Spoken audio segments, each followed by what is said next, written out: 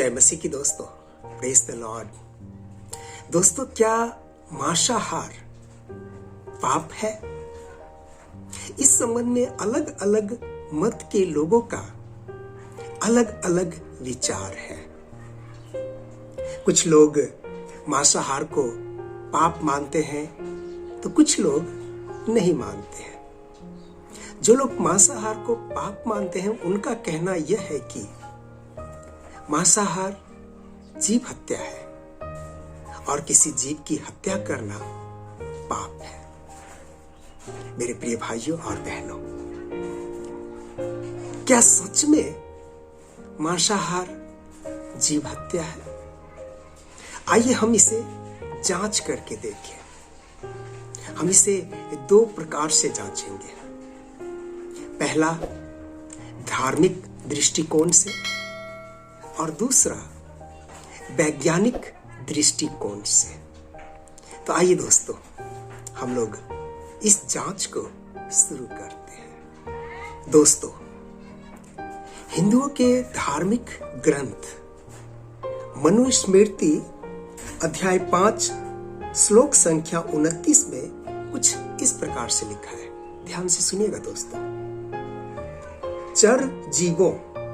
चर जीवों अर्थात चरने वाले जीव अर्थात गाय, भैंस आदि के लिए घास फूस को, नुकीले दांत वाले जीवों अर्थात बाघ, शेर आदि के लिए बिना नुकीले दांत वाले मृग आदि को, हाथ वालों के लिए अर्थात मनुष्य के लिए बिना हाथ वाले मछली आदि को विधाता ने भोजन के रूप में बनाया है। दोस्तों, इसी अध्याय के 30वें श्लोक में इस प्रकार लिखा है, भक्ष्य प्राणियों को प्रतिदिन खाने से खाने वाला दोषग्रस्त नहीं होता, क्योंकि इस संसार में खाने वालों और खाए जाने वालों की सृष्टि विधाता ने ही की है। दोस्तों,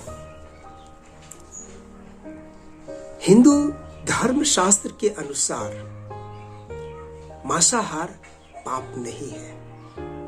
मांसाहार पाप नहीं है दोस्तों। वेद पुराणों में भी हम मांसाहार के विषय में कई बातों को पढ़ते हैं। मेरा पिछला वीडियो गौ हत्या और गौ मांसाहार, इसका लिंक मैं डिस्क्रिप्शन में डाल दूंगा, आप लोग जरूर देख लीजिएगा। दोस्तों,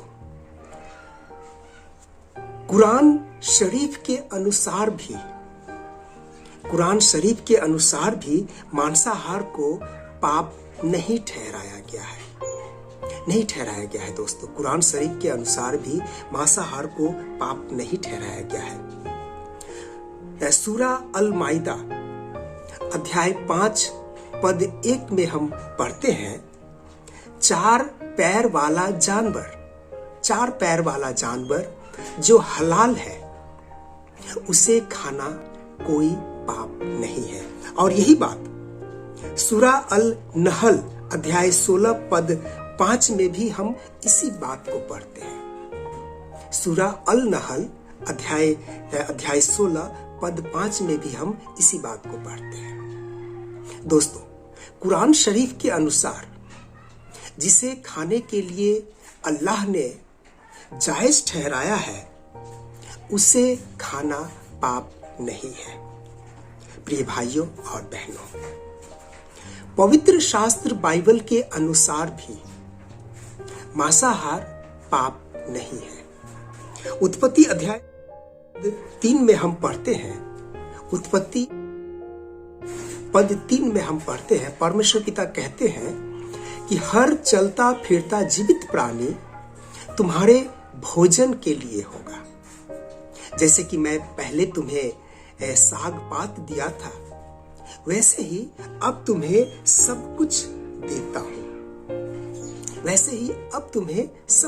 हूं। पवित्र शास्त्र बाइबल के अनुसार भी मांसाहार पाप नहीं है। दोस्तों, पिता परमेश्वर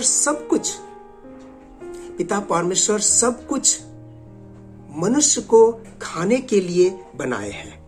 सब कुछ, हरा साग पात भी और चलता फिरता जीवित प्राणी भी। परंतु दोस्तों, बाइबल में ऐसा कहीं भी नहीं लिखा है कि मांस खाना ही होगा। ऐसा कहीं नहीं लिखा है दोस्तों। पवित्र शास्त्र बाइबल में ऐसा कहीं नहीं लिखा कि मांस खाना ही होगा। एक मसीही पूरा जीवन शाकाहारी रहकर के भी एक अच्छा मसीही बन सकता है, क्योंकि बाइबल में कहीं भी नहीं लिखा कि मांस खाना ही होगा। दोस्तों, मेरे प्रिय भाइयों और बहनों, कुछ मतों का कहना है कि मांसाहार जीव हत्या है, इसलिए पाप है। कई मतों का ऐसा कहना है दोस्तों। मैं बताना चाहूंगा दोस्तों कि शाकाहारी भी जीव हत्या है। शाकाहारी भी जीव हत्या है, तब तो ये भी पाप हुआ। यदि मांसाहारी जीव हत्या है इसलिए पाप है उसे खाना, तो शाकाहारी भी जीव हत्या है और उसे भी खाना पाप है। दोस्तों, तब तो इंसान को हवा पीकर के रहना पड़ेगा। दूसरा कोई उपाय नहीं है। गेहूं के एक एक बीज में जीवन है दोस्तों।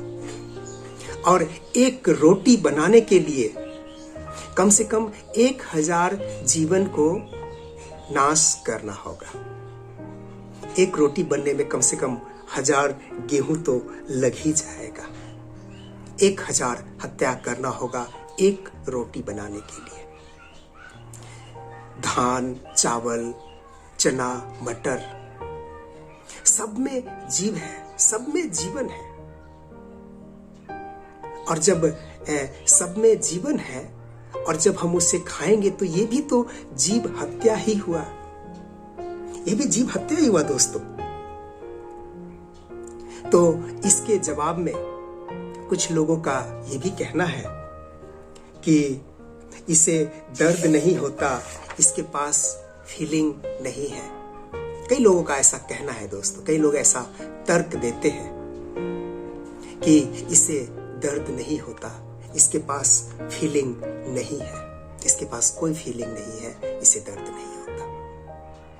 दोस्तों, मेरे प्रिय भाइयों और बहनों, विज्ञान इस बात को प्रमाणित कर दिया है कि पेड़ पौधों को भी दर्द होता है, पेड़ पौधे भी महसूस करते हैं, वो भी हंसते हैं, वो भी रोते हैं। वैज्ञानिकों ने इस बात को प्रमाणित कर दिया है कि पेड़ पौधों को भी दर्द होता है, पेड़ पौधे भी हंसते हैं, पेड़ पौधे भी रोते हैं। जिन लोगों का कहना है कि इन्हें दर्द नहीं होता, इन्हें महसूस नहीं होता, मैं उन लोगों से विशेष करके कहना चाहूंगा कि विज्ञान इस बात को प्रमाणित कर दिया है कि पेड़ पौधों को भी दर्द होता है, वो भी महसूस करते हैं, वो भी हंसते हैं और वो भी रोते हैं दोस्तों। उदाहरण के लिए मैं एक बात आप लोगों को बताना चाहूंगा। आप अपने घर में इसे कर सकते हैं। आप दो गमला लीजिए और दोनों में 2 पौधे लगाइए, सेम पौधे लगाइए, एक ही फूल का पौधे लगाइए और उसे अपने घर के अलग अलग कोने में रखिए। एक को दाहिने साइड के कोने में, एक को बाएं साइड के कोने में। प्रत्येक दिन दाहिने साइड के कोने में जिस पौधे को आपने रखा है उसमें प्रत्येक दिन समय से पानी दीजिए और उसके साथ प्रेम का बर्ताव कीजिए, समय से पानी दीजिए। लेकिन जो दूसरे कोने में है उसके साथ आप रूखा बर्ताव कीजिए, रूखा बर्ताव कीजिए। उसे भी पानी दीजिए, उसे भी खाने के लिए पानी दीजिए, लेकिन उसके साथ आप रूखा बर्ताव कीजिए। 2 सप्ताह में आप परिणाम देख लेंगे। जिसके साथ आपने प्रेम का बर्ताव किया है वो बहुत ही हिष्ट पुष्ट और हरियाली के साथ होगा, बहुत स्वस्थ दिखेगा आपको। लेकिन दूसरे कोने में जिसके साथ आपने रूखा बर्ताव किया है वो थोड़ा सा मरियल सा दिखेगा। इसका मतलब ये हुआ दोस्तों कि वो अनुभव करते हैं, उसके पास फीलिंग है, और विज्ञान इस बात को प्रमाणित कर दिया है। मेरे प्रिय भाइयों और बहनों, अंत में मैं एक और बहुत ही महत्वपूर्ण बात आप लोगों को बताना चाहता हूं, इसलिए इस वीडियो को पूरा जरूर देखिए। चपटे दांत वाला जानवर दोस्तों, जैसे कि गाय, भैंस, बकरी, ये सब चपटे दांत वाला जानवर है। ये लोग सिर्फ घास फूस को ही डाइजेस्ट कर सकते हैं, सिर्फ घास फूस को, सिर्फ शाकाहारी चीजों को ही ये लोग डाइजेस्ट कर सकते हैं। ये लोग मांसाहार को कभी भी डाइजेस्ट नहीं कर सकते। परमेश्वर पिता ने इसके शरीर को ऐसा बनाया है कि ये सिर्फ साग सब्जी को ही, हरे साग पात को ही डाइजेस्ट कर सकते हैं, चपटे दांत वाला जानवर, जैसे कि गाय, भैंस, बकरी इत्यादि।